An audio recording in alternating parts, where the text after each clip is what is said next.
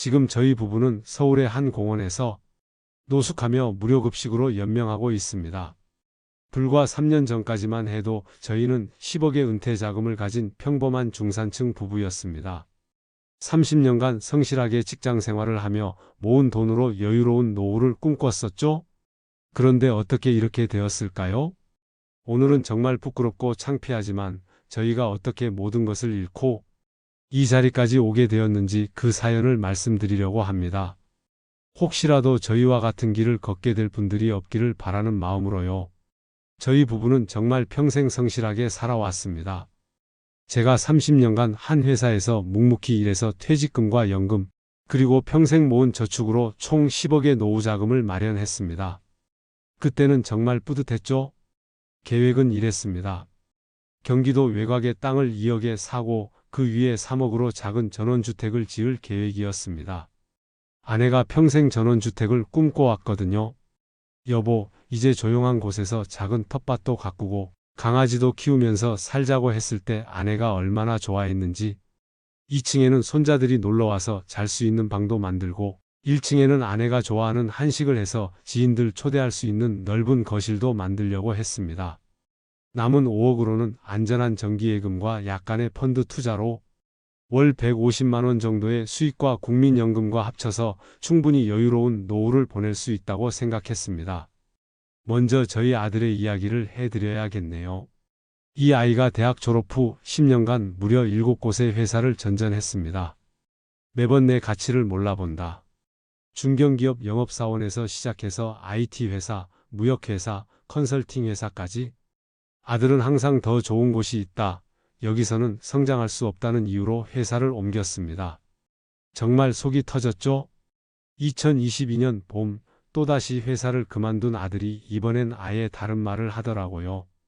아버지, 이제 남의 밑에서 일하기 싫어요. 온라인 쇼핑몰 창업으로 큰 라고 선언했습니다. 그런데 제 아내는 달랐습니다. 우리 아들이 이렇게 똑똑한데 회사에서 인정받지 못하는 게 안타까워요. 자신의 사업을 해서 능력을 발휘했으면 좋겠다는 마음이 컸나 봐요. 나중에 알고 보니 아내가 아들의 간절한 부탁과 그동안 직장에서 인정받지 못했던 모습을 보며 마음이 움직였던 것 같습니다. 저 몰래 창업자금 3억을 지원하기로 결정한 거죠? 이번이 마지막이에요. 라고 아들이 말하자 아내는 정말 성공해서 아빠께 인정받자. 라고 말하며 은밀하게 3억을 인출해서 아들에게 건네줬다고 합니다. 물론 저는 전혀 몰랐습니다. 그런데 저도 예민한 편이라 며칠 후부터 아내 행동에서 뭔가 이상한 점들을 발견하기 시작했습니다. 아내가 갑자기 은행 업무에 관심을 보이며 혼자 나가는 일이 잦아지더군요.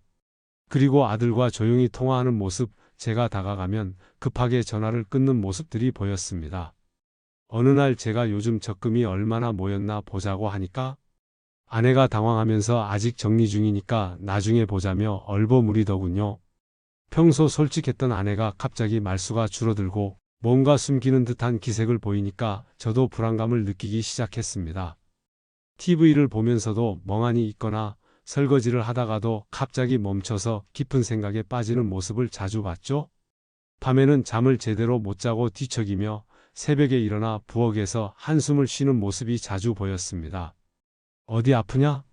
고 물어봐도 괜찮다며 대답을 회피하고 평소 좋아하던 드라마를 봐도 집중하지 못하고 딴 생각에 빠져 있었죠?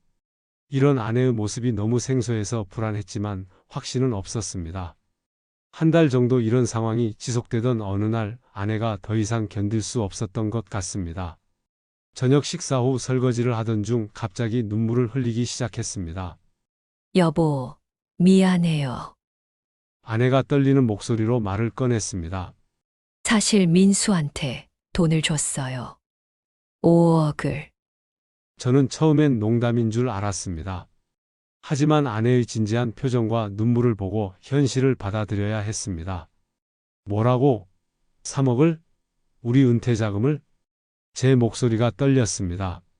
40년 결혼 생활에서 이런 큰 일을 혼자 결정한 아내를 보며 깊은 배신감을 느꼈습니다. 아내가 울면서 설명했습니다. 우리 아들이 너무 불쌍했어요. 회사에서 인정받지 못하고 힘들어하는 모습을. 이번엔 정말 성공할 것 같았어요. 당신한테 말하면 반대할 게 뻔해서. 솔직히 저에게는 변명으로만 들렸습니다. 그날 밤 저희는 거의 새벽까지 이야기했습니다. 저는 처음엔 정말 화가 났지만 시간이 지나며 점차 현실을 받아들이기 시작했습니다. 대신 조건을 걸었습니다. 손자들이 뛰어놀 마당, 아내가 기르고 싶어 했던 강아지, 지인들 초대해서 차 한잔 나눌 넓은 거실, 그리고 아들이 이번에 실패하면 더 이상 도와주지 않는다. 아내가 눈물을 닦으며 고개를 끄덕였죠. 결국 저희는 이미 나간 3억은 어쩔 수 없다고 결론 지었습니다. 남은 7억으로 조심스럽게 노후를 준비하고 아들의 사업이 성공하길 기다리기로 했습니다. 고백 이후 한 달 정도는 평화로웠습니다. 저는 아내를 용서했다고 생각했고 아내도 마음의 짐을 덜었다며 예전보다 밝아 보였습니다. 하지만 2달째부터 아내의 이상한 행동이 다시 시작되었습니다. 마트를 간다며 나갔다가 3시간에서 4시간씩 늦게 들어오는 일이 잦아졌습니다. 가끔은 친구 만나고 온다고 하고는 저녁 늦게 돌아오기도 했습니다. 아내의 말수는 전보다 더욱 줄어들었습니다. 식사 시간에도 거의 말이 없고 TV를 보면서도 계속 핸드폰만 들여다보며 뭔가 확인하는 모습을 보였습니다. 저는 이런 변화를 아직 지난 일 때문에 미안해하는구나 정도로 생각했습니다. 이미 한 번 큰 고백을 들었기 때문에 설마 또 다른 일이 있을까라는 생각은 전혀 못했습니다. 아들의 사업도 잘 되고 있다는데 곧 아내도 마음 편해질 거야 라고 안심하고 있었습니다. 더 큰 충격이 기다리고 있다는 것을 전혀 예상하지 못한 채로 말입니다. 어느 날 저녁 아내가 친구를 만나고 온다며 나간 지 4시간 만에 집에 돌아왔습니다. 그런데 얼굴이 새빨갛게 부어있고 눈물범벅이 된 채로 들어왔더군요. 저는 깜짝 놀라서 무슨 일이야? 왜 이렇게 울었어? 라고 물었지만 아내는 괜찮다, 아무것도 아니다 라며 방으로 들어가 버렸습니다. 나중에 알고 보니 아내가 아들을 만나고 온 것이었습니다. 아들이 울면서 엄마, 사업이 어려워요. 3억이 더 필요해요. 라고 간절히 부탁하는 것을 들었던 것입니다. 며칠 후 아들이 또다시 아내를 찾아왔다고 합니다. 엄마, 정말 죄송하지만 1억만 더 도와주세요. 마케팅 비용이 예상보다 많이 들어가요. 라고 간절히 부탁했다고 하더군요. 아내가 고민 끝에 또다시 저 몰래 정기 예금을 해지해서 1억을 아들에게 건넸다고 합니다. 정말 마지막이야 라고 다짐하면서 말입니다. 하지만 한 달 후 아들이 또다시 아내에게 전화를 했다고 합니다. 이번엔 2억이 필요하다며 엄마, 지금 포기하면 지금까지 투자한 돈이 다 물거품이 돼요.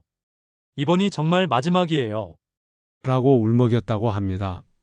아내는 저에게 발각될까봐 전전긍긍하고 있었지만 그동안 투자한 돈이 아까워서 결국 마지막 2억까지 아들에게 주고 말았다고 합니다.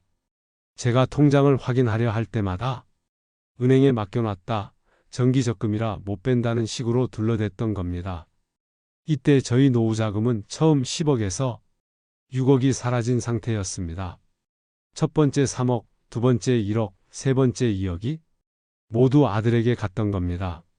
하지만 저는 여전히 첫 번째 3억만 알고 있을 뿐 추가로 3억이 더 나간 사실은 전혀 몰랐습니다. 아내 혼자서만 알고 있는 진실이었습니다. 겉으로는 7억이 그대로 있는 것처럼 보이지만 실제로는 4억만 남은 상황. 매일 저 앞에서 연기를 해야 하는 아내의 스트레스는 이루 말할 수 없었을 겁니다. 생활비가 부족해지기 시작하니까 저도 가계부를 자세히 살펴보기 시작했습니다. 예상보다 돈이 너무 빨리 줄어들고 있었습니다. 은행을 직접 방문해서 거래 내역을 확인해 보니 정말 충격적인 사실을 알게 되었습니다.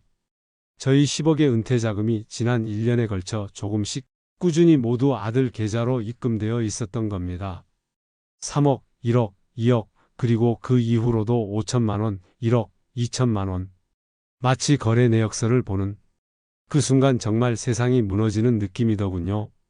처음에 3억 나간 걸 알았을 때는 그래도 7억은 남았으니까라고 생각했고 나중에 추가로 더 나간 걸 알았을 때도 최악의 경우 몇 억은 남아있겠지라고 생각했습니다. 하지만 10억이 모두 정말 한 푼도 남김없이 사라진 현실을 마주하니까 30년간 피땀 흘려 모은 돈이 저희가 늙어서 의지할 유일한 돈이 완전히 증발해버린 겁니다. 은행 창구에서 아내와 아들이 저를 어떻게 생각하고 있었는지, 저희 노후는 어떻게 되는 건지 정말 절망밖에 안 보였습니다.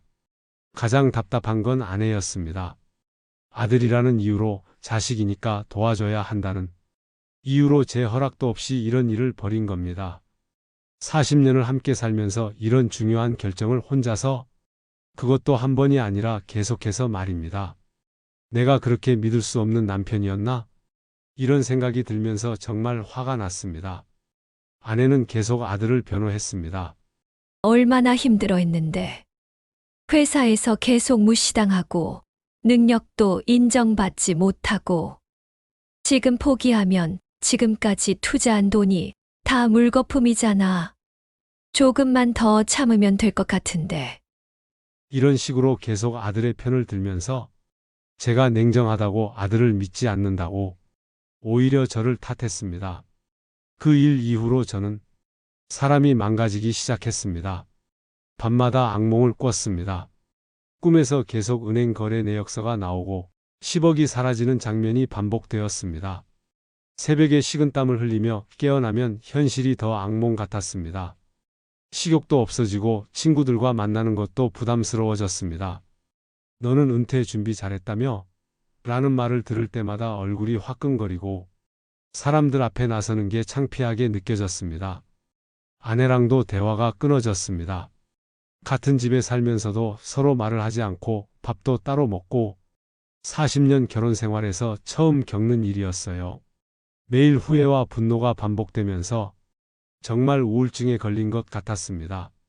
어느 날 아들에게서 문자가 하나 왔습니다. 아버지, 어머니, 정말 죄송합니다. 용서해 주세요. 라는 짧은 메시지였습니다. 뭔가 불길한 예감이 들어서 바로 전화를 걸었는데 계속 전화가 안 되더군요. 처음엔 휴대폰이 꺼져 있거나 아내와 저는 정신없이 계속 전화를 걸었습니다. 하루에 몇십 번씩, 밤에도 새벽에도 계속 시도했습니다. 하지만 3일째 되던 날부터는 이 번호는 현재 사용하지? 그런데 이 상황에서도 아내는 또 아들을 변호했습니다. 너무 죄책감이 커서 그런 거야. 미안해서. 우리 얼굴을 못 볼 거야. 시간이 지나면 연락 올 거야. 그러면서 아내가 울면서 말했습니다. 나도 처음엔 3억만 도와주려고 했어. 정말 그게 마지막이라고 생각했어.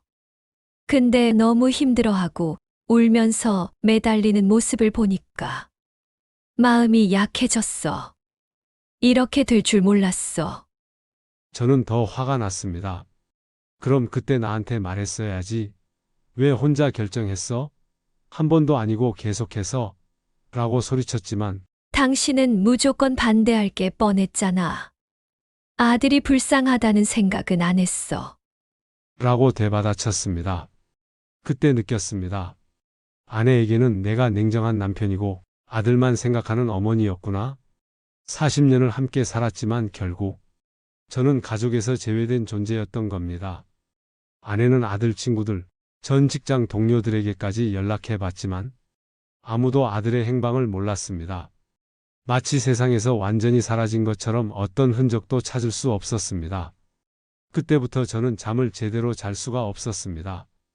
누우면 온갖 생각이 다 들더군요. 10억이 정말 다 사라진 게 맞나?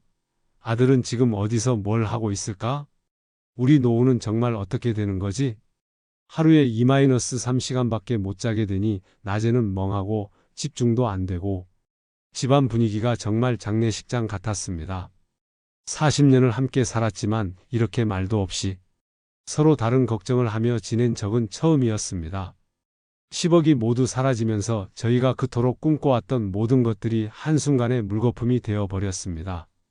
아내와 함께 인터넷으로 전원주택 설계도를 보며 여기는 거실, 여기는 텃밭이라고 하나하나 계획했던 그 모든 것들이 경기도 외곽에 가서 땅도 몇 군데 보러 다녔던 적이 있었습니다. 여기다 집 지으면 좋겠다며 웃으면서 사진 찍던 모습이 아직도 눈에 선합니다. 손자들이 뛰어놀 마당, 아내가 기르고 싶어 했던 강아지, 지인들 초대해서 차 한 잔 나눌 넓은 거실. 이제 그 모든 게 꿈일 뿐이었습니다. 30년간 피땀 흘려 모은 돈으로 만들려던 행복한 노후, 아내와 함께 여유롭게 보내려던 황혼의 시간들이 모두 사라졌습니다. 전원주택에서 아내와 여유롭게 보내려던 그 모든 희망들이 완전히 사라졌습니다. 이제 저희에게 남은 건 갚아야 할 빚들과 평생 지울 수 없을 것 같은 마음의 상처뿐입니다. 아들에 대한 실망감, 아내에 대한 배신감, 그리고 저 자신에 대한 자책감, 돈보다 더 큰 것들을 잃어버린 것 같았습니다. 더 힘들었던 건 매일 오는 독촉 전화와 우편물들이었습니다. 전기요금, 가스비, 관리비, 카드값, 2-3개월씩 밀려있는 공과금 때문에 매일 독촉장이 날아왔습니다. 카드 연체금은 이미 몇백만 원이 넘어가고 있었습니다. 핸드폰이 울릴 때마다 가슴이 철렁했습니다. 또 어디서 돈 달라고 하는 거지? 하는 생각에 평생 성실하게 살아온 제가 그 당시에는 전화 받는 것도 무서워하는 처지가 되었습니다.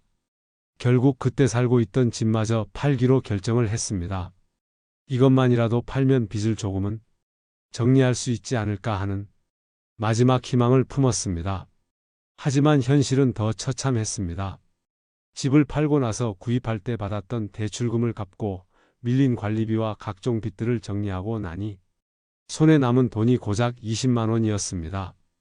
그 순간 정말 멘탈이 무너졌습니다.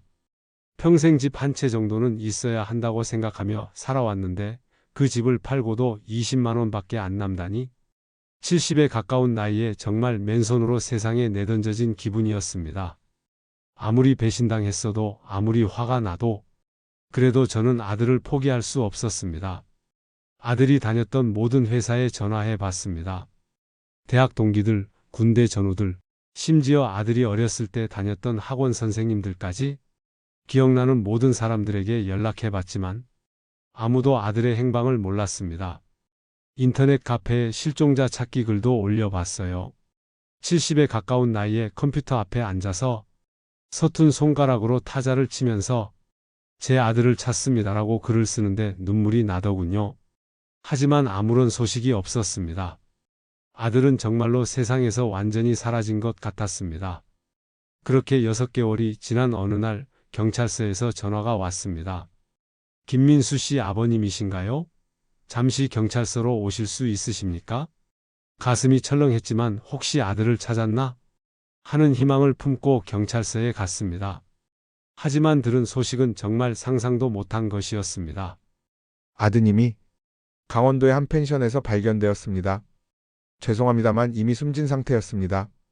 유서가 있어서 자살로 추정됩니다. 그 순간 정말 머리가 하얗게 되었습니다. 아무리 배신당했어도 아무리 화가 났어도 제 아들이 죽었다는 소식을 들으니 모든 게 무너지는 것 같았습니다. 그때 깨달았습니다. 나는 정말 모든 걸 잃었구나. 30년간 피땀 흘려 모은 10억, 아내와 꿈꿔왔던 전원주택, 그리고 이제는 제 아들까지. 돈이야 다시 벌 수도 있고 집이야 다시 살 수도 있지만 제 아들은 다시 돌아올 수 미워했어도 아무리 원망했어도 결국 제 피와 살 같은 존재였는데 아들의 장례를 치르고 나니 저희에게 정말 아무것도 남지 않았습니다. 집도 없고 돈도 없고 이제는 아들도 없고 70에 가까운 나이에 정말 길거리로 내몰린 겁니다. 지금 저희는 서울의 한 공원에서 지내고 있습니다. 낮에는 공원 벤치에 앉아서 시간을 보내고 밤에는 화장실 근처에서 쪽잠을 자면서 이게 정말 제 인생인가 싶습니다. 겨울엔 정말 죽을 것 같더군요. 밤 기온이 영하로 떨어지면 화장실 안에서라도 추위를 피해야 하는데 관리사무소에서 문을 잠가버리면 밖에서 떨어야 합니다. 신문지를 몸에 둘둘 말고 서로 껴안고 버티는데 70에 가까운 나이에 이런 생활을 할 줄 몰랐습니다. 하루 한 끼 먹는 것도 쉽지 않더군요. 복지관에서 무료급식을 해주지만 줄을 서서 기다리는 게 자존심이 상합니다. 평생 남에게 손 벌리고 산 적 없는데 이제는 밥 한 그릇 주세요라고 말해야 하는 처지가 되었습니다. 아내는 하루 종일 말이 없습니다. 가끔 민수야 중얼거리면서 눈물만 흘리고 저도 뭐라고 위로할 말이 없습니다. 모든 게 제 잘못인 것 같고 아내도 원망스럽고 30년 직장 생활하면서 이런 노숙자들을 지나칠 때마다 저 사람들은 어떻게 저렇게 됐을까 했는데 이제 제가 그 자리에 서 있게 되었습니다.